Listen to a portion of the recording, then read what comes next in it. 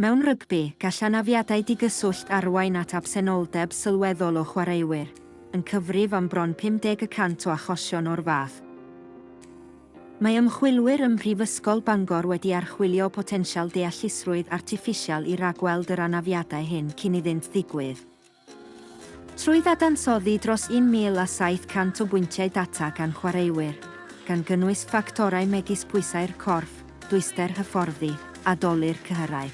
Cyflawnodd ei model gywirdeb trawiadol o 82% wrth ragweld anafiadau difrifol i'r goes heb gysylltiad. Mae'r gallu rhagfynegol hwn yn galluogi hyfforddwyr i ddatblygu rhaglenni hyfforddi gyda'r nod o leihau risgiau anafiadau. Ar ben hynny, mae'r fethodoleg AI hon yn berthnasol y tu hwnt i rygbi, yn cynnig ymagwedd trawsnewidiol at atal anafiadau ar draws gwahanol chwaraeon. Trwy integreiddio AI gyda Gwyddor Chwaraeon, mae dyfodol diogelwch athletwyr a optimeiddio perfformiad yn ymddangos yn addawol.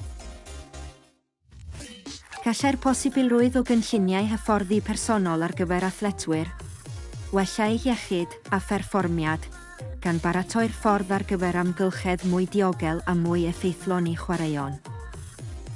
Mae ymchwil barhaus i ddatblygu'r dull arloesol hwn,